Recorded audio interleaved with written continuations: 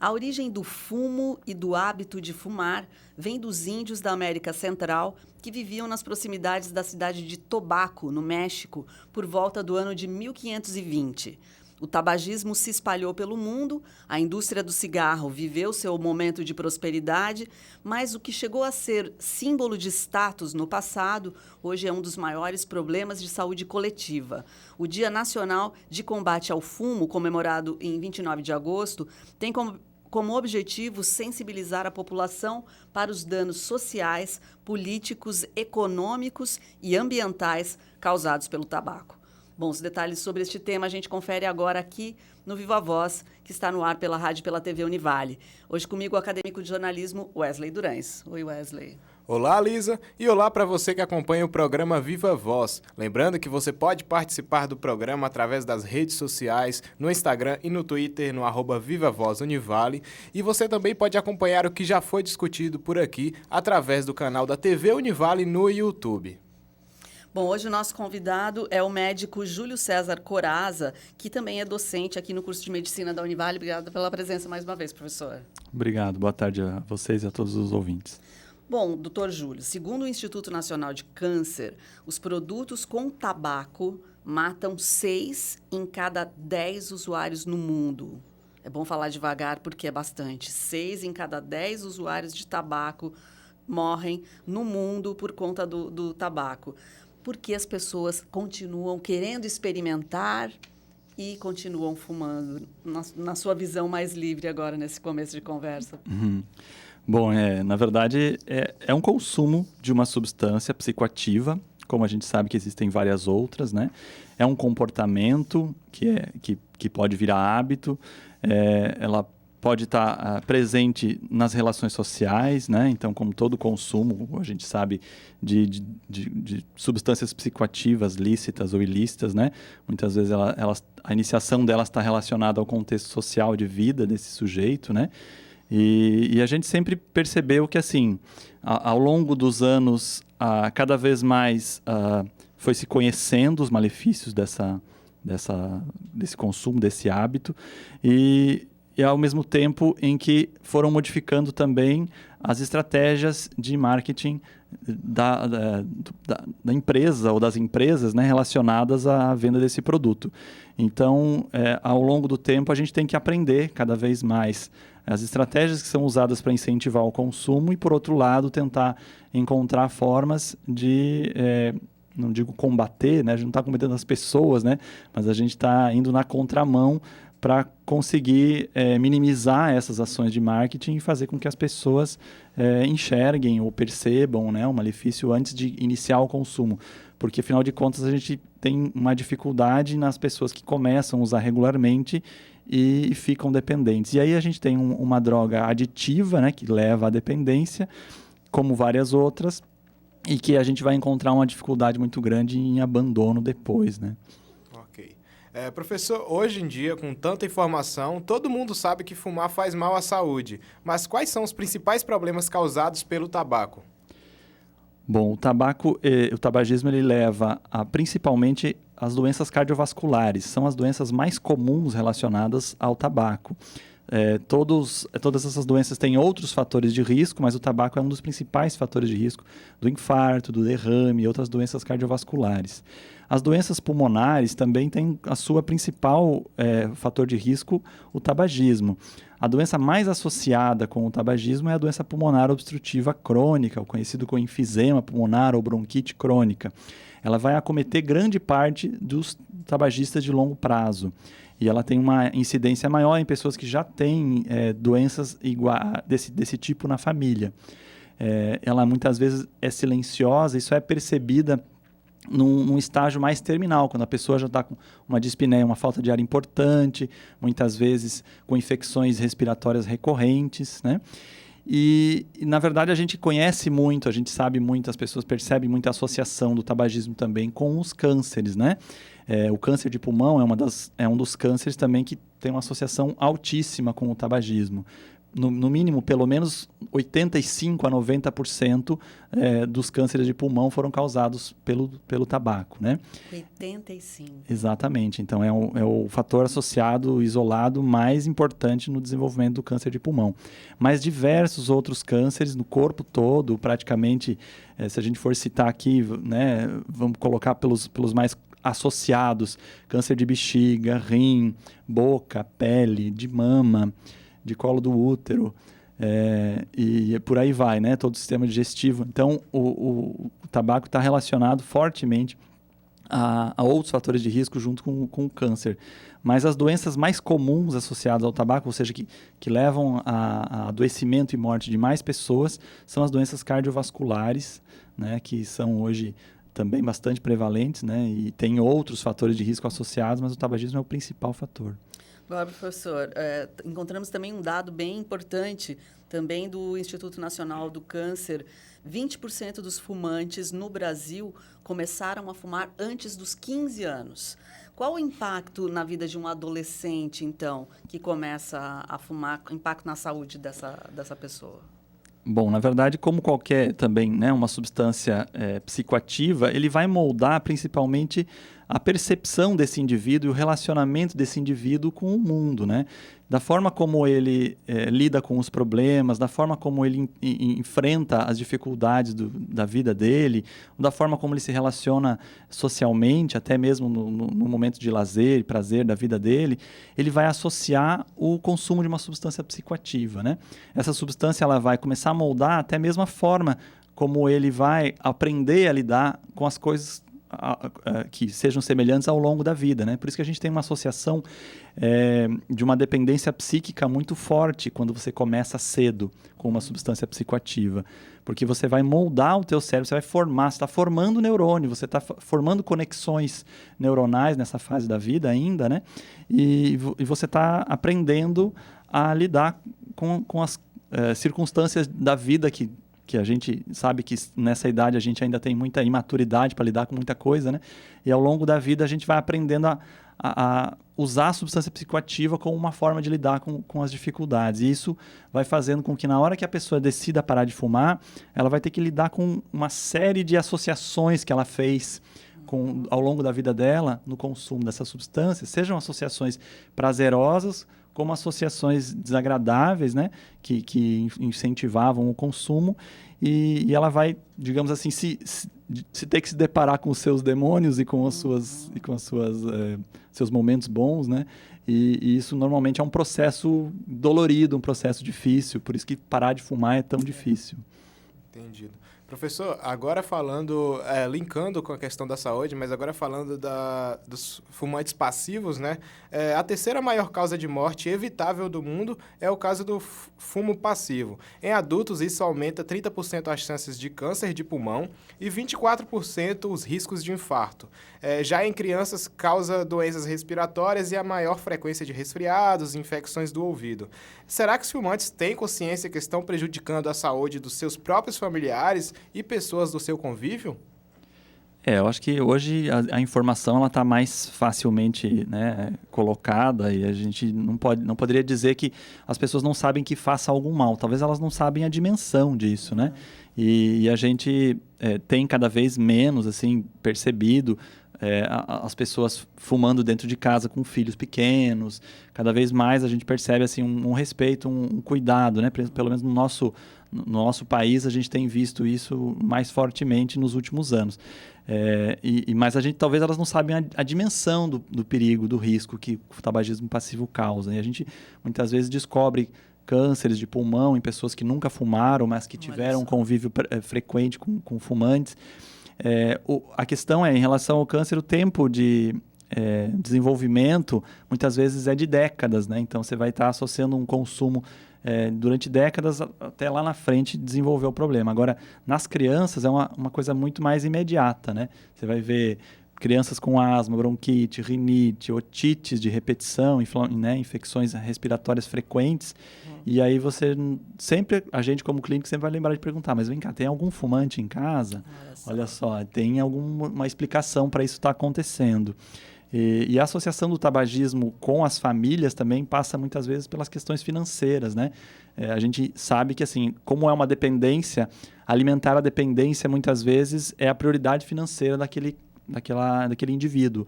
E muitas vezes o casal fuma, o marido e a esposa fuma. E a gente sabe que, assim, empobrece mais ainda um domicílio onde tem fumantes e dificulta muito mais o acesso à saúde e o acesso à alimentação de qualidade, né? Muitas crianças sofrem duplamente, né? Pelo pai fumante, por causa da fumaça do cigarro e por causa de privações financeiras relacionadas a esse consumo, né? Importante colocar isso. Agora, falando ainda de fumantes passivos, uma informação bem recente, o prefeito de São Paulo, Bruno Covas, acaba de sancionar uma lei que proíbe fumar nos parques públicos do município de São Paulo. E, lógico, essa lei, caso ela realmente... alguém descumprir essa lei, vai ter multa, R$500, se a pessoa for pega fumando nesses espaços, né? Enfim, isso indica mesmo mudança de cultura, de comportamento.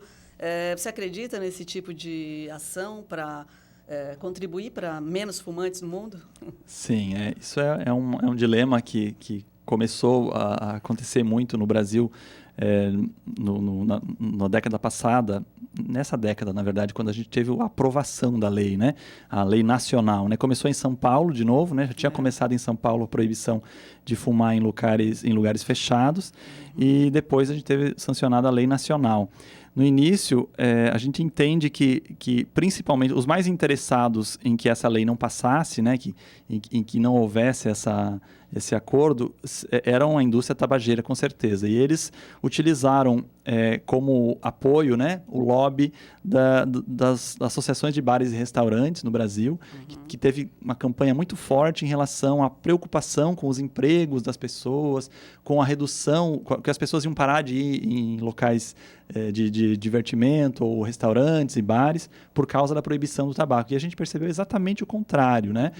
Não houve redução e houve até aumento, né, na frequência das pessoas nesses locais. E a gente entende que, assim, é um direito individual que está sendo tolhido, e aí a gente pode, né, ver, hoje em dia a gente está numa briga no nosso país entre as pessoas mais liberais, as menos liberais, mas é um direito individual da minoria que está sendo tolhido em prol da maioria, porque no fim das contas a gente sabe que o tabagismo no Brasil tem caído bastante.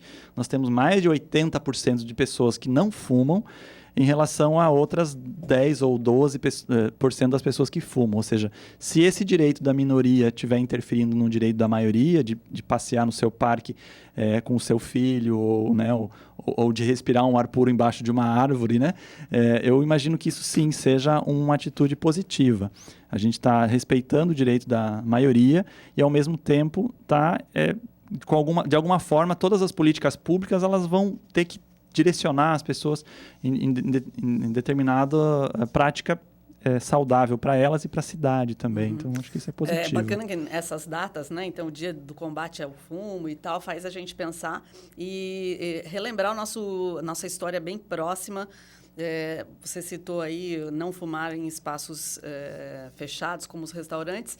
Em aviões as pessoas fumavam, né, professor? 70, 80, né? Hoje a gente pensa que tu não pode entrar no avião com um alicate de cutícula, mas você podia entrar com um isqueiro né, dentro de um local totalmente fechado, com um sistema de ar-condicionado. Imagino que ali devia ser um local terrível para... Na verdade, o principal mote, né, que os governos conseguiram aprovar essas leis foi relativa à segurança ocupacional, ou seja, as pessoas que trabalham nesses locais, elas têm um problema relacionado à sua saúde diretamente, que não envolve necessariamente a sua função no trabalho, ou seja, as aeromoças né, mais recentemente os garçons, as pessoas que trabalhavam em bares e restaurantes, elas saíam do seu local de trabalho como se elas tivessem fumado 2, 3 maços numa noite de cigarro. Então, eles faziam estudos mostrando o CO2 exalado da respiração de um garçom, e era como se ele tivesse fumado 2, 3 maços de cigarro, um atrás do outro,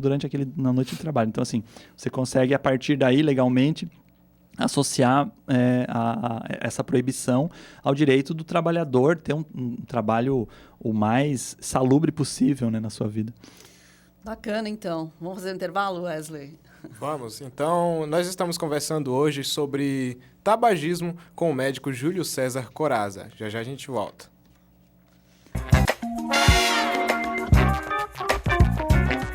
Programa Viva Voz de volta e hoje estamos conversando um pouco sobre tabagismo. Bom, doutor Júlio, o tema deste ano do Dia Nacional de Combate ao Fumo foi exatamente o narguile, ou narguilé, enfim, falem como queiram. Mas fumar o narguile virou uma moda entre muitos jovens, né? Então, a gente vê muita casa noturna oferecendo, enfim. E a percepção que a gente tem é que esses jovens acreditam que fumar esse aparato aí acaba sendo menos prejudicial do que fumar um cigarro. É verdade ou não? Não é verdade, né? A gente entende que tem vários perigos nessa percepção, né? Primeiro, essa percepção ela é voltada basicamente em conhecimento empírico, não é voltada em ciência, né? A gente percebe que esse consumo de narguilé no Brasil não dá nem para entender, nós não somos um país com tanta ascendência árabe assim, né? No fim, virou uma moda em todo lugar. E o que a gente compreende é que, assim, de novo, é mais uma estratégia de marketing para aumentar o número de consumidores, né? É uma forma de você angariar pessoas que vão ficar dependentes de nicotina, no fim ao cabo, né? E para virarem consumidores do tabaco convencional. Mas mesmo assim, não é um produto inofensivo e pelo contrário, é um produto que tem bastante associação com adoecimento. Estudos existem estudos consistentes em relação a praticamente todas as doenças associadas com o tabaco convencional, com algumas diferenças, né? Porque, de novo, são necessários estudos de grande impacto, de grandes proporções para estabelecer o malefício que causa, e muitas vezes esses estudos também precisam levar muito tempo para eles terem resultados consistentes. Você não consegue dizer que uma coisa faz mais mal ou menos mal através de um acompanhamento de 6 meses ou 1 ano de uma pessoa. O que é mais importante dizer é que, assim, é um produto derivado do tabaco, tem uma série de malefícios imediatos, inclusive ele é mais associado ao aumento do monóxido de carbono inalado. Então, por ele ter um filtro de água, ele não tem um sabor, digamos, se dá para usar esse termo, tão irritante. E ele, digamos, é menos desagradável ao iniciador. A pessoa que inicia um fumo, quem já foi fumante, lembra sempre que no início é muito irritante, dá muita tosse, é muito desagradável. E o narguilé, ele tem, por ele ter o filtro em água, ele é menos desagradável, ou seja, é um prato cheio para a pessoa iniciar um consumo. E por ele ser, então, menos irritante, ele acaba levando a pessoa a inalar por mais tempo, né? Então ele fica com aquela fumaça por mais tempo e ele vai, então, sofrer os malefícios daquele consumo muito mais fortemente, né? Então existem... E as pessoas acabam fazendo uma rodinha e ficando ali, e aquilo vira também uma forma de socializar, de virar de novo, né? Como a gente estava comentando antes, uma coisa legal do ponto de vista social, um modo de ser aceito no grupo, uma maneira de você fazer parte de algum grupo. O que até pouco tempo era normal, era também visto com o cigarro convencional, mas que hoje, devido a tantas campanhas e a tanta modificação de comportamento, a gente viu que os jovens estavam fugindo dessa, né? Então, está vindo mais uma forma de novo, puxar o jovem para esse consumo. Já que a gente está falando de tendências, não necessariamente boas, o ponto agora é o cigarro eletrônico. No Brasil, o uso do cigarro eletrônico foi proibido, mas ainda assim é possível encontrá-los à venda facilmente na internet. Esse tipo de cigarro é visto como uma alternativa para quem deseja parar de fumar. Mas médicos estudiosos afirmam que eles podem ser até mais viciantes do que cigarro comum. Professor, qual a sua opinião sobre o cigarro eletrônico? Bom, então assim, também de novo, como a gente tem um consumo aumentando nos últimos anos e a gente vai conseguir perceber, a gente vai conseguir estudar os efeitos finais desse consumo só depois de décadas, né? Então a gente precisou ter muitas décadas de consumo do tabaco normal para a gente começar a ter estudos consistentes em relação ao malefício. O que se sabe, até no ano de 2016, o Instituto Nacional do Câncer publicou um grande estudo mostrando todos os estudos mundiais sobre o consumo do cigarro eletrônico. E foi o estudo que fez com que o governo ratificasse, né, a proibição desse dispositivo no Brasil. Alguns países permitiram, e a gente sabe que assim, o lobby da indústria ela é muito forte, mais em alguns países do que em outros, né?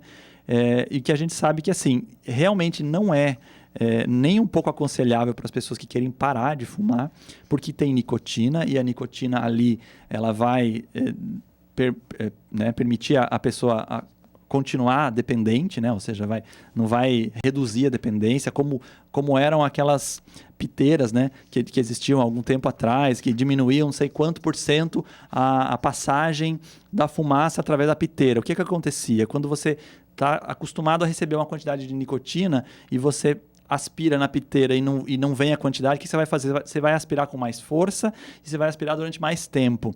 Ou seja, no fim das contas não muda nada. Olha só, minha avó tinha uma coisa não muda nada, foi percebido, né? Foi provado facilmente que isso não altera. As pessoas que queiram parar de fumar, a gente tem larga experiência com grupos de pessoas que queiram parar de fumar. A gente tem que dizer para elas assim, a gente tem que parar de fumar parando.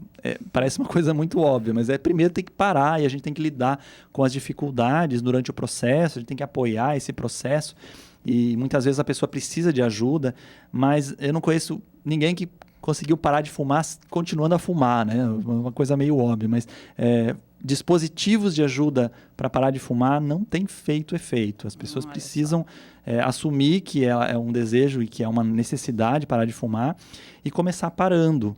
Talvez algumas dicas podem ajudar, mas não vai ser através desse tipo de dispositivo. Agora, nós encontramos uma matéria que informa que o SUS está oferecendo terapias alternativas, aquelas integrativas, para a superação do tabagismo, né? Então, acupuntura, homeopatia, algumas práticas como o Tai Chi Chuan.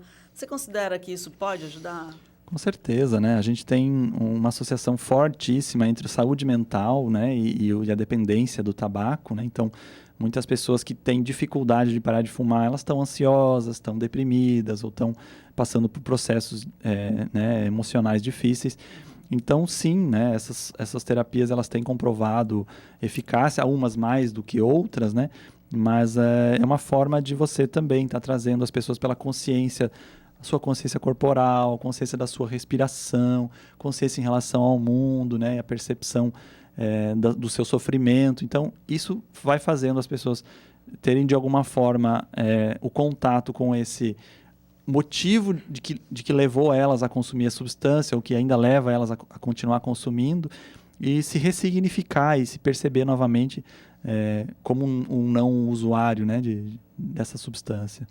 Ok. Agora, professor, voltando a falar sobre os prejuízos de se fumar, né? O tabagismo reduz a fertilidade da mulher também e do homem, mas na mulher reduz de 75% para 57%. Além disso, aumenta em 30% a chance da mulher se tornar infértil. É comum encontrar pacientes com esse tipo de problema? Eu não acompanho especificamente infertilidade, não é minha área de atuação, mas a gente sabe que é uma das coisas que se solicita ou se avalia quando alguém tem intenção de engravidar. E, na verdade, depois que se engravida, pior talvez seja, né? Está associado ao abortamento muito fortemente, associado a crianças prematuras e crianças de baixo peso, né? Naquelas mulheres que seguem fumando. Então, acho que se tem alguma coisa que alguém que queira ter um filho poderia fazer pela sua saúde e pela saúde do próprio filho que vai nascer, é parar de fumar antes disso, né? Acho que Aliás, parar de fumar deve ser agora o nosso foco, porque a gente falou muito já sobre os prejuízos de quem fuma e tudo mais, mas é possível parar, né, professor? Inclusive, nós achamos dados bem bacanas também do Instituto Nacional do Câncer, informando que, para quem quer parar de fumar, os ganhos são muito rápidos, né? Então, em 3 semanas, a respiração e a circulação já começam a ficar melhores. Em 1 ano, o risco de morte por infarto cai 50%. E, enfim, em termos gerais, o que muda na qualidade de vida da pessoa que para de fumar?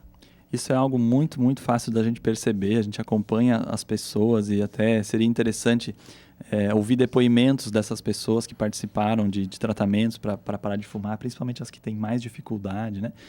O benefício imediato é perceptível desde da qualidade da pele, a pele fica mais colágeno reativa na pele, a pessoa fica com a pele mais lisa. O odor, né, uma das coisas que a gente no início não dá tanto valor, quem não é fumante, mas quem é fumante e para de fumar, começa a perceber os cheiros, começa a perceber os sabores dos alimentos, começa a se sentir mais vaidosa, né, a mulher, por causa do cheiro, por causa da pele.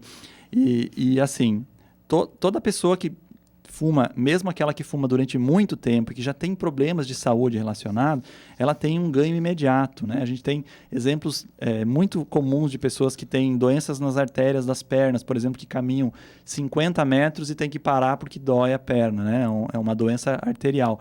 Ela para de fumar imediatamente, na semana seguinte ela passa a dobrar, a triplicar a quantidade de metros que ela consegue caminhar sem sentir dor. Porque o tabaco, no fim das contas, ele é um vasoconstritor que piora a circulação imediatamente.